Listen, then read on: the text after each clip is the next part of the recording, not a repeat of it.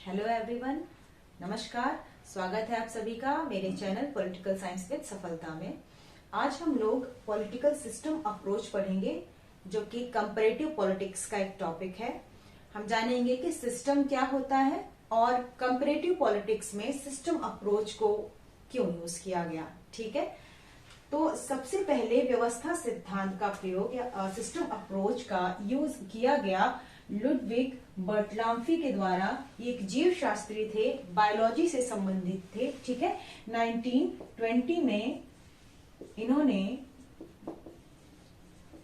System approach का use किया था बायोलॉजी में। ठीक है, तो कौन से सब्जेक्ट में सबसे पहले व्यवस्था सिद्धांत का प्रयोग किया गया? तो जीव विज्ञान या बायोलॉजी में। ठीक, अब हम सिस्टम को समझ लेते हैं कि एक सिस्टम क्या होता है। तो इन्हीं के द्वारा जो परिभाषा दी गई है हम उससे समझते हैं। इन्होंने सिस्टम को कैसे डिफाइन किया कि a set of elements standing in interaction. ठीक है, इसको समझाने के लिए मैंने यहाँ पर देखिए एक ग्रुप ए बनाया है, एक ही ग्रुप बी बनाया है। यहाँ पर फादर, मदर और चिल्ड्रन है ग्रुप बी में। ग्रुप ए में है मेल, फीमेल और चिल्ड्रन। अब इनकी परिभाषा देखिए, ये कहते हैं set of elements standing in interaction that will be a system. ठीक है, यहां पर देखिए एलिमेंट्स दोनों में ही है।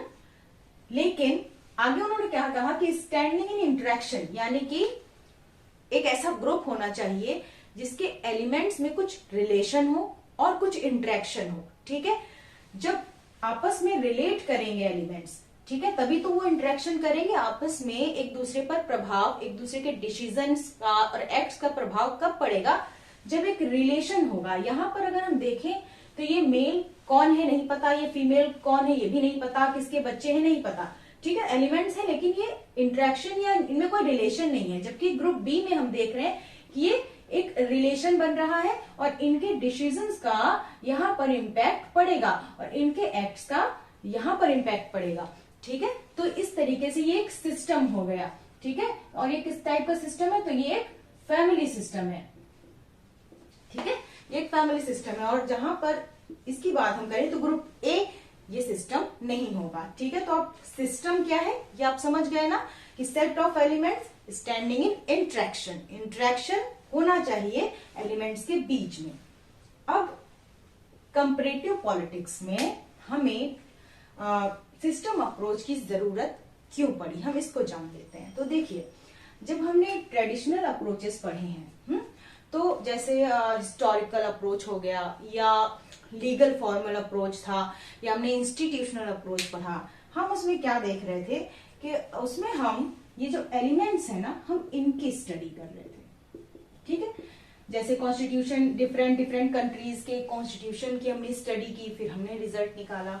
पार्लियामेंट की, फॉर्म ऑफ गवर्नमेंट की, पावर ऑफ लीडर्स की हमने स्टडी की, फिर उससे हमने एक रिजल्ट निकाला। लेकिन एक जनरलाइजेशन या एक साइंटिफिक रिजल्ट आपको कब मिल सकता है? जब आप इस पूरे ही सिस्टम की स्टडी करोगे, यानी कि कंप्लीट स्टडी करोगे। और कंप्लीट स्टडी हमें ट्रेडिशनल अप्रोचेस नहीं दे रही थी। कंप्लीट स्टडी, इन सब की एक कंप्लीट स्टडी किसने बताया करना? तो ये था सिस्टम अप्रोच, है ना, जो बात करता है एक कंप्लीट स्टडी की कि एलिमेंट्स एक दूसरे को कैसे प्रभावित करते हैं और कैसे प्रभावित होते हैं खुद भी। ठीक है, तो जैसे ये एक सिस्टम है, तो हमारे पास कौन सा सिस्टम है? हमारे पास है पॉलिटिकल सिस्टम। ठीक है, हमारे पास पॉलिटिकल सिस्टम है। ठीक है, और हमको अगर कोई जनरलाइजेशन करना है और किसी राजनीतिक व्यवस्था के विषय में कोई कॉन्सेप्ट डेवलप करना है, तो हमको एक कंप्लीट स्टडी करनी होगी। ठीक है, इसलिए हमने सिस्टम अप्रोच को कहां पर इंट्रोड्यूस किया? कंपैरेटिव पॉलिटिक्स में। और सबसे पहले किसने व्यवस्था सिद्धांत का उपयोग किया था तुलनात्मक राजनीति में? तो वो थे डेविड ईस्टन। ठीक है, David Easton. Okay, comparative politics में। और डेविड ईस्टन ने राजनीतिक व्यवस्था कैसे काम करती है इसके विषय में उन्होंने बताया। डेविड ईस्टन ने अपनी बुक लिखी थी 1953 में, द पॉलिटिकल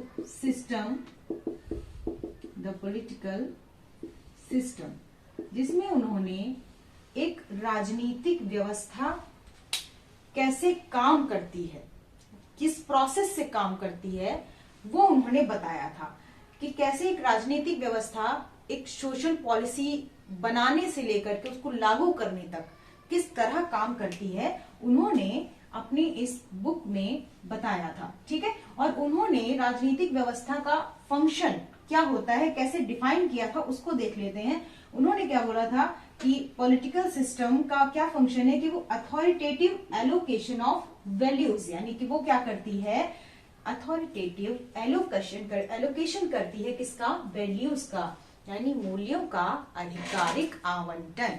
यहाँ पर मूल्य का मतलब क्या है ये समझते हैं। What are values? Values are our priorities, हमारी प्राथमिकताएं क्या हैं, हमें किस चीज की सबसे ज्यादा जरूरत है। ठीक है, क्या हमारी नीड्स हैं, क्या हमारी प्रायोरिटीज हैं। ठीक है, वो सारे क्या है, हमारे वैल्यूज हैं। और इनका कैसा एलोकेशन, तो किस तरीके से वितरण करेगी राजनीतिक व्यवस्था, उसका अथॉरिटेटिव एलोकेशन होगा। अथॉरिटेटिव एलोकेशन मतलब अथॉरिटी आप समझते हो ना, सत्ता, यानी कि जिसके पास सत्ता होती है, जो एक अथॉरिटेटिव पोजीशन पे होता है, उसके द्वारा जो कानून बनाए गए होंगे, जो लॉज वो बनाएगा, जो पॉलिसीज वो बनाएगा, जो रूल्स वो बनाएगा, वो बाइंडिंग फोर्सेस होंगे। यानी कि आपके ऊपर उसके पास एक बाइंडिंग पावर होगी कि आपको उसके रूल्स, उसके द्वारा बनाए गए कानून आपको मानने पड़ेंगे। ठीक है, जैसे इसको हम समझ लेते हैं, जैसे कोविड का जब टाइम है चल रहा था, तो हमने देखा कि लॉकडाउन का जो डिसीजन है, ठीक है, अगर वो राहुल गांधी या सोनिया गांधी जी कहते कि हम लॉकडाउन लगाने जा रहे हैं, तो क्या कोई मानता?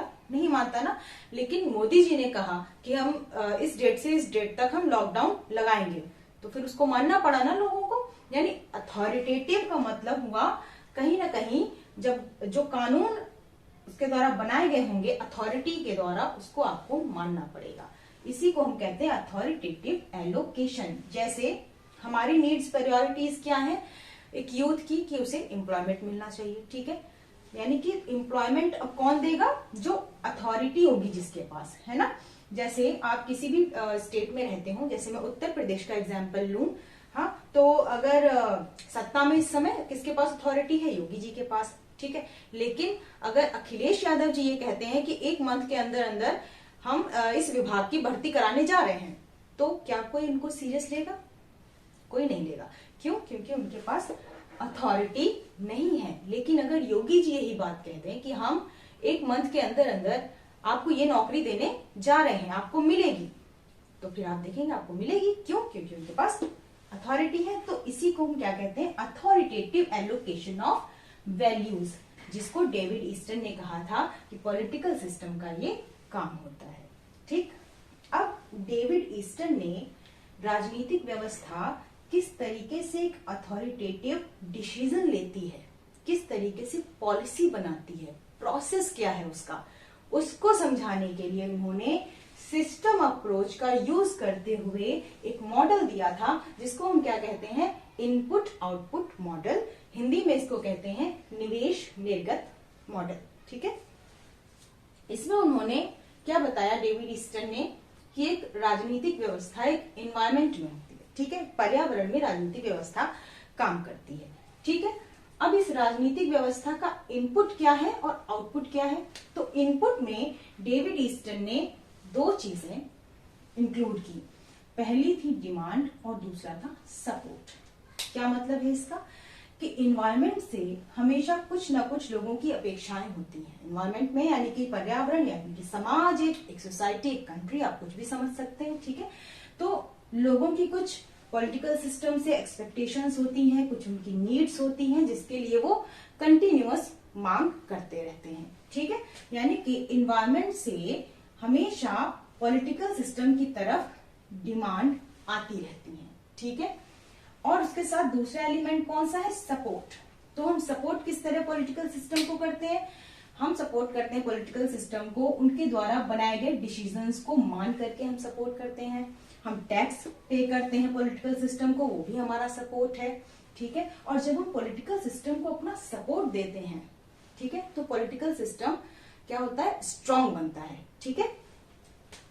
इस तरह इनपुट में डेविड ईस्टन ने डिमांड और सपोर्ट इन दो चीजों को इंक्लूड किया और इन्होंने क्या कहा कि जब इन्वायरमेंट से डिमांड पॉलिटिकल सिस्टम की तरफ आती हैं तो बहुत सारी डिमांड्स होती हैं जिनमें से पॉलिटिकल सिस्टम कुछ डिमांड को ही पूरा कर पाता है, ठीक है। और बहुत सारी अननेसेसरी भी डिमांड्स पॉलिटिकल सिस्टम की तरफ जाती हैं और ये सारी डिमांड्स पॉलिटिकल सिस्टम पर एक प्रेशर क्रिएट करती हैं, ठीक है। डिमांड चाहे निगेटिव हो पॉजिटिव हो कैसी भी हो, वो सिस्टम पर एक दबाव जरूर डालती है, ठीक है। तो अब जब एनवायरनमेंट से सिस्टम की तरफ डिमांड की जाती है, कुछ मांगे की जा रही होती हैं, तो सेकेंड स्टेप में क्या करते हैं कि यहाँ पर डिमांड्स का रूपांतरण या कन्वर्जन किया जाता है, मांगों का रूपांतरण किया जाता है। कैसे कि ढेर सारी जो मांगे होती है ना, उनको उनका न्यूनीकरण या उनको मिनिमाइज किया जाता है, कम किया जाता है, ठीक है।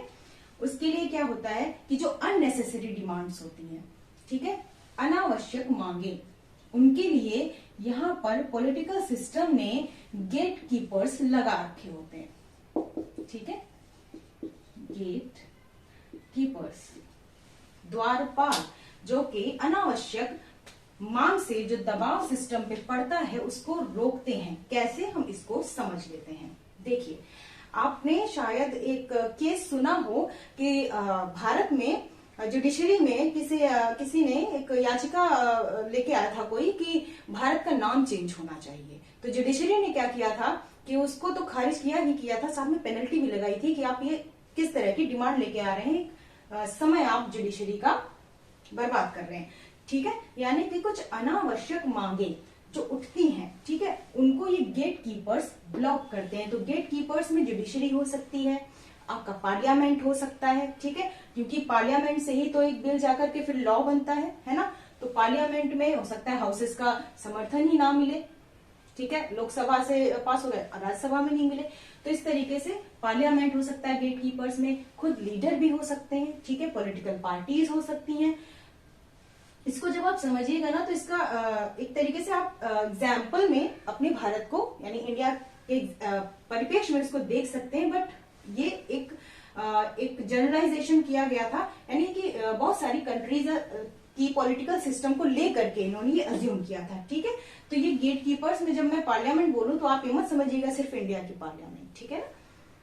तो यहाँ पर गेट कीपर्स के रूप में आपको जुडिशरी देखने को मिल सकती है, ठीक है, पार्लियामेंट देखने को मिल सकता है, पॉलिटिकल लीडर्स हो सकते हैं, ओके। ये क्या करते हैं कि ये अनावश्यक मांगों को रोक देते हैं और फिर जो मांगे पूरी हो सकने वाली होती हैं, ठीक है, या पॉलिटिकल सिस्टम जिन मांगों को पूरा कर सकता है उनको फिर आगे बढ़ा दिया जाता है और उन पर जो डिसीजंस आते हैं, ठीक है, या फिर जो रूल्स बनाए जाते हैं, जो पॉलिसीज बनाई जाती हैं आपकी डिमांड को लेकर के, ठीक है, उन्हीं को क्या कहा जाता है, उन्हीं को कह दिया है डेविड ईस्टन ने कि ये output of a political system होता है, ठीक है। यानी कि एक पॉलिटिकल सिस्टम का आउटपुट है एक राजनीतिक व्यवस्था द्वारा दिए गए निर्णय, बनाए गए रूल्स, बनाई गई नीतियां, यही क्या है, आउटपुट है, ठीक है। तो इनपुट हुआ डिमांड और सपोर्ट और आउटपुट में हमने लिया डिसीजन, रूल, पॉलिसी, ठीक है, मेड बाय पॉलिटिकल सिस्टम। अब क्या होता है कि जब एक राजनीतिक व्यवस्था द्वारा कोई डिसीजन ले लिया गया आपकी मांग पे, ठीक है, कोई रूल बना दिया गया, कोई पॉलिसी बना दी गई, तो अब क्या होगा कि इन्वायरमेंट उसको क्या देगा, उसको फीडबैक देगा, ठीक है, यानी अपनी प्रतिक्रिया कि आपने जो डिसीजन लिया है, जो रूल बनाया है, जो पॉलिसी बनाई है, वो आपका इन्वायरमेंट उसको सपोर्ट दे रहा है या फिर नहीं दे रहा है। तो अगर मान लीजिए कोई डिसीजन, ठीक है, इन्वायरमेंट को अपने हक में लगेगा, ठीक है, तो फिर वो फीडबैक एज अ सपोर्ट जाएगा, है ना। जो डिसीजन, जो रूल, जो पॉलिसीज बनी और इन्वायरमेंट को लगा कि ये हमारे लिए बहुत अच्छी है, हमारे लिए सही है, तो फिर क्या होगा, वो पॉलिटिकल सिस्टम को एज अ सपोर्ट हो जाएगा, क्योंकि हम इन सारी चीजों को इन्वायरमेंट सपोर्ट दे रहा है। लेकिन अगर कोई डिसीजन या रूल या पॉलिसी इन्वायरमेंट को लगा कि नहीं वो उनके हक में नहीं है, या वो उससे सेटिस्फाई नहीं हुए उस डिसीजन से, तो फिर क्या होगा, ये जो फीडबैक है ना, ये किस तरह जाएगा, फिर वो डिमांड की तरह जाता है ना। एक बार फिर से मांग उठने लगती है, एक बार फिर से मांग उठेगी कि आपने जो डिसीजन लिया वो हमको मान्य नहीं है, आप इसको रिवाइज करिए। जैसे हम एग्जाम्पल में देख सकते हैं, किसान बिल का एग्जाम्पल ले सकते हैं। किसान बिल पे जो डिसीजन, जो आउटपुट गवर्नमेंट आया था, उसको किसानों ने सपोर्ट नहीं किया, फिर वो क्या बन गई, एक डिमांड बन गई, ठीक है। और इस तरीके से एक बार फिर से पॉलिटिकल सिस्टम को अपने डिसीजन को रिवाइज करना पड़ा, अपना आउटपुट चेंज करना पड़ा, ठीक है। तो इस तरीके से हम क्या देखते हैं कि ये जो प्रक्रिया है, जो प्रोसेस है ना, डेविड ईस्टन ने ये कहा कि ये जो प्रोसेस है ना, ये हमेशा ऐसे ही फ्लो करता रहेगा, ये सिस्टम, पॉलिटिकल सिस्टम ऐसे ही चलता रहेगा। और इसी को उन्होंने कहा था कि ये सिस्टम क्या था, system as flows. Political system कैसा सिस्टम है, सिस्टम एज फ्लोज, ये प्रवाहों की एक प्रक्रिया है। कैसा प्रोसेस है, प्रवाह, निरंतर कंटिन्यू प्रवाह चलता ही रहता है। और इस तरीके से पॉलिटिकल सिस्टम ये सरवाइव करता है, या पॉलिटिकल सिस्टम अपनी प्रोसेस इसी तरीके से करता है, ठीक है।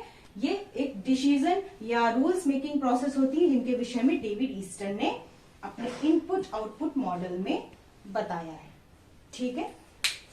इससे एक तो आपका ये क्वेश्चन आ सकता है कि आगत निर्गत उपागम किसके द्वारा दिया गया, तो डेविड ईस्टन के द्वारा दिया गया, ठीक है। और आपसे भी पूछ सकते हैं कि किस क्रम में इसको राजनीति शास्त्र में, तुलनात्मक राजनीति में इसको इंट्रोड्यूस किया गया है। तो सबसे पहले हमने देखा था कि ये बायो में इसको यूज किया गया। उसके बाद अगर हम सोशल साइंसेस की बात करें तो एंथ्रोपोलॉजी में इसको यूज किया गया, ठीक है, एंथ्रो में आया। उसके बाद में ये सोशियोलॉजी में इसको यूज किया गया था, व्यवस्था सिद्धांत को, सोशियोलॉजी। उसके बाद ये आया साइकोलॉजी में,